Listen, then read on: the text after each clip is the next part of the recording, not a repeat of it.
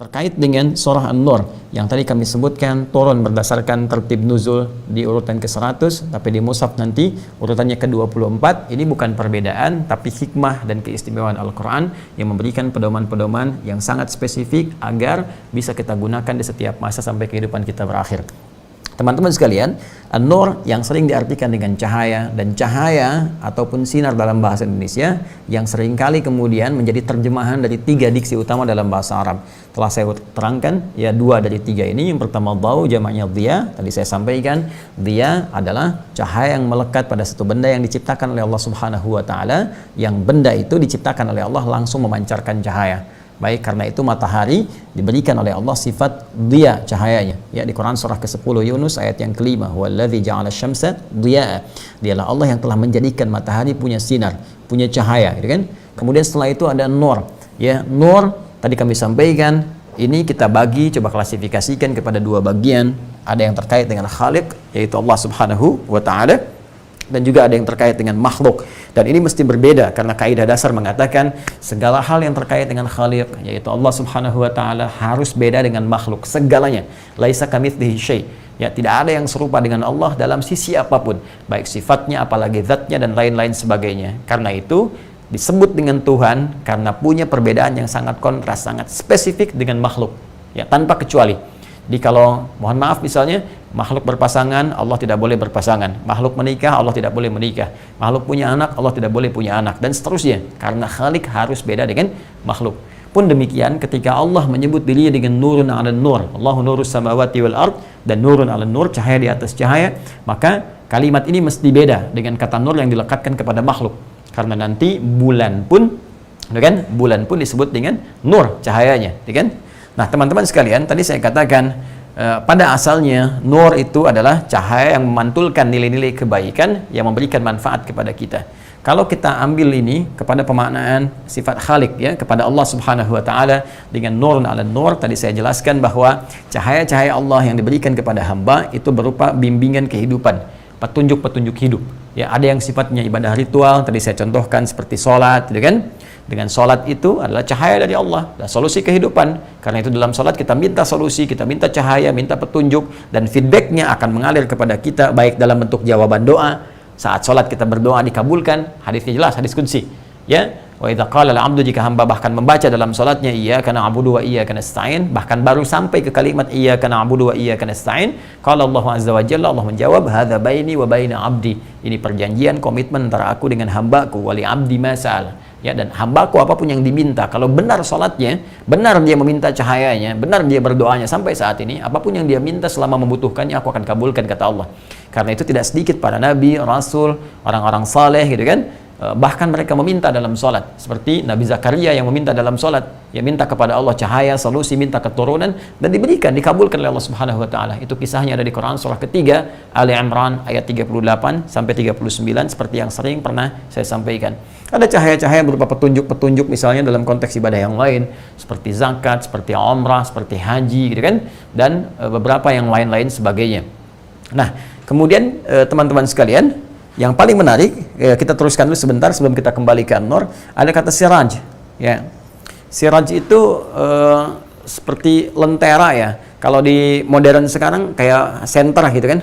Senter kita sering menyebut dengan baterai, gitu kan. Nah, senter seperti ini, ya, cahaya yang menunjukkan pada satu hal yang spesifik. Ya, biasanya kalau senter-senter itu kan sifatnya satu begini kan, mengarah gitu, tapi dia bisa meluas dan panjang sifatnya. Ya, nah ini sangat menarik. Nabi SAW disifati oleh Allah Subhanahu wa taala dengan kata siraj, sirajam munira, ya, di Quran surah ke-33. Ya, Quran surah ke-33 Al-Ahzab di ayat ke-44, ya. Wada'iyan ilallahi bi'idnihi wa sirajam munira. Dan Nabi SAW, nah ini mengajak, ya, wada'iyan ilallahi, mengajak hamba-hamba, mengajak umatnya, mengajak setiap manusia untuk kembali kepada hukum-hukum, ketentuan-ketentuan, petunjuk-petunjuk, pedoman-pedoman dari Allah Subhanahu wa taala. Jadi Masya Allah, ini kan sangat luar biasa. Anda rusak handphone, Anda ajak kan perbaiki yuk ke konter, gitu kan. Rusak kendaraan, rusak mobil, Anda ajak yuk perbaiki ke bengkel. Ya, kenapa? Karena yang bengkel itu tahu tentang mobil. Karena di counter handphone tahu ya tentang handphone. Yang bikin handphone lebih tahu tentang handphone. Nah, sekarang teman-teman sekalian, kita ada yang rusak nih.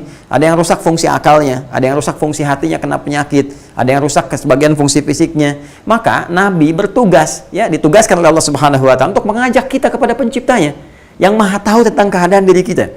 Karena itu kata Allah, wada'iyan ilallah, ngajak kita untuk kembali kepada Sang Pencipta. Ayo coba kembali kepada Allah, sujud, minta supaya nanti Allah jelaskan kepada kita. Ini yang rusak itu hatimu, ada penyakit, ada riya, ada sum'ah, ada sombong, ada rakus, ya kan? Dan macam-macam. Bagaimana cara memperbaikinya? Nanti Allah kasih petunjuk. Demikian ada rusak cara berpikirnya, akalnya karena pengaruh lingkungan dan sebagainya, tawaran-tawaran atau bisikan setan. Diajak oleh Nabi kembali yuk kepada pedomannya kepada Allah. Baca. Ya, ini dari Allah nih pedoman begini, perbaiki begini. Kalau kamu ikuti, ini nanti sehat lagi. Ya, seperti handphone misalnya bagus lagi, kendaraan bagus lagi, ya kita juga sehat lagi. Ada roh. Manusia itu istimewa, beda. Ya punya 3 bagian utama dalam hidupnya. Ada fisik, ada akal, ada roh. Fisik bisa rusak, bisa sakit, bisa lemas, bisa meninggal. Akal ya bisa rusak juga.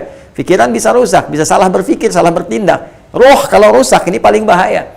Gelisah, orang bisa gelisah, bisa bunuh diri, bisa mengerjakan hal yang kotor dan sebagainya. Maka perbaiki semua itu kembali kepada Allah. Maka tugas Nabi ngajak.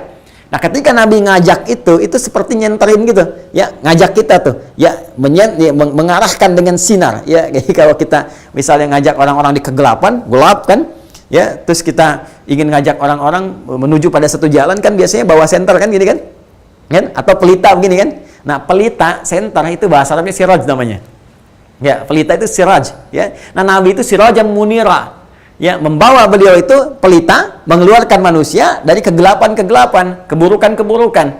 Ya, dari kegelapan hatinya, kegelapan pikirannya. Makanya di antara hal yang diterangkan oleh Al-Qur'an melalui sifat tugas Nabi itu, apa di antaranya? Liyukhrijan nas minadh-dhulumati ilan nur. Untuk mengeluarkan manusia dari kegelapan ilan nur kepada an-nur nih, kepada cahaya yang datang dari Allah Subhanahu wa taala. Ya, lewat apa? Lewat bimbingan ibadah, lewat sholat, kan? Lewat bimbingan-bimbingan yang lainnya dan sebagainya. Itu yang sangat menarik. Nah, karena itu redaksi Quran itu indah, teman-teman. Tinggi sekali. Tinggi, bahasanya tinggi. Tapi kalau kita mengaji dengan benar, itu kita dapatkan, Masya Allah, ini mustahil manusia yang membuat seperti ini, mustahil. Tidak ada, tidak bisa. Ya, ini pasti firman Allah Subhanahu wa taala kembali. Karena firman itu bukan makhluk, Al-Qur'an itu bukan makhluk, karena itu pemaknaan An-Nur ini nggak bisa dibawa ke pemaknaan makhluk.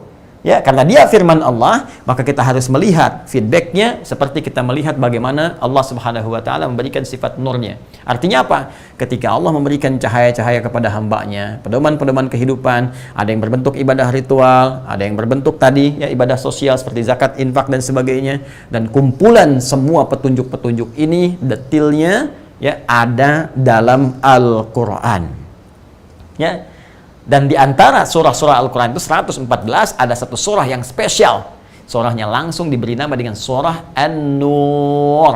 Surah An-Nur untuk menunjukkan bahwa seluruh ayat yang terkandung di dalam satu surah ini ada cahaya yang Allah berikan di dalamnya. Yang kalau kita pelajari, kita amalkan, maka pengamalan itu akan memberikan cahaya, pedoman-pedoman kehidupan kepada kita yang akan memberikan keadaan kita tampak bersinar di hadapan Allah Subhanahu wa taala. Nah, itu cara memahaminya, ya, berbeda dengan pemahaman kepada makhluk tadi.